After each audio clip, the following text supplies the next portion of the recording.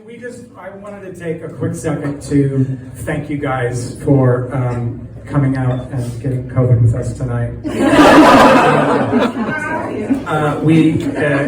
Being back in LA, we haven't been back for 2 years. Whoa. Yeah. So it is very sort of grounding to be visiting LA after a minute. Some of you, I think most of you, were here with us 5 years ago. If you were, you'll remember that at the time I was a smidge preoccupied with death because I had recently lost one of my best friends, a friend who happened to have just turned 50.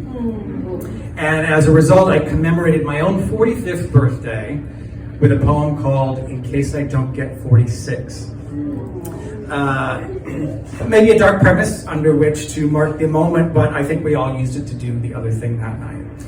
So now, standing on the doorstep with 50 myself, I'm finding that my instinct to value the current moment has grown apace.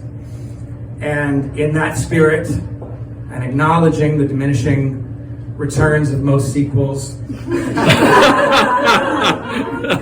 I'm going to take a moment to share In Case I Don't Get 51. So here we are, and here I am, taking stock at 50.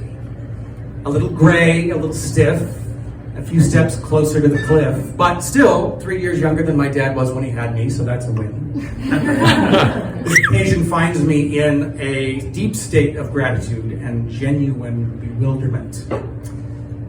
They say age is just a number. I say they're full of it. I say numbers serve a purpose, and there's a reason why we count shit. If I give you $40 when I owe you 50, you're going to say, hey, wait a minute. And it's not unrelated that I spent my 40th birthday alone in the desert for a couple hours anyway, until I realized I was being precious and surly and hightailed it back to LA to a woman who loved me and had plans of her own about how to spend that day. All of which is to say, that number mattered.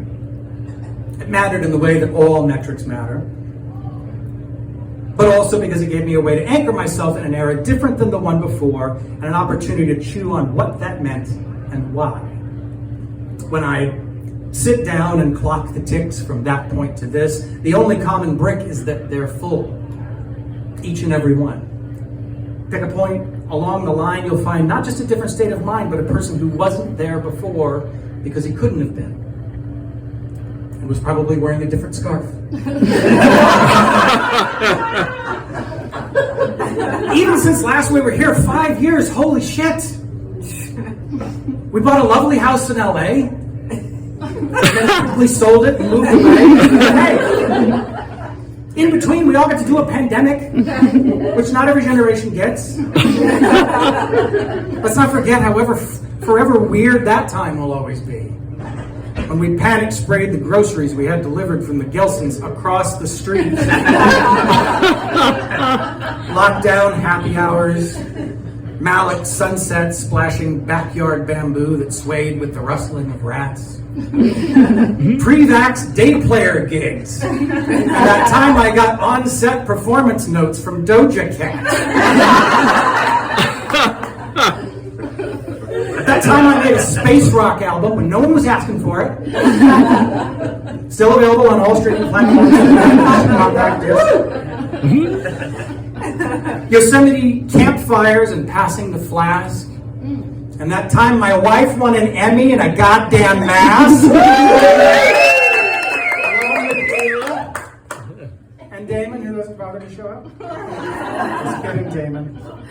And that time I met the Edge, you guys. And then, mustering the courage to dream up Act 3.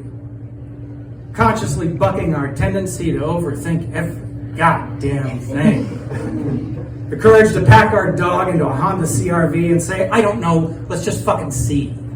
So, 50, this number means something. I don't know what yet. The night's still young. But I want to take it in, along with all of you. In case I don't get 51. Thank you guys for coming out. We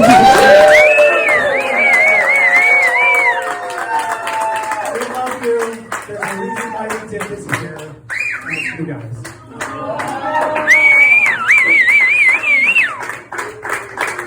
Also, how funny is that?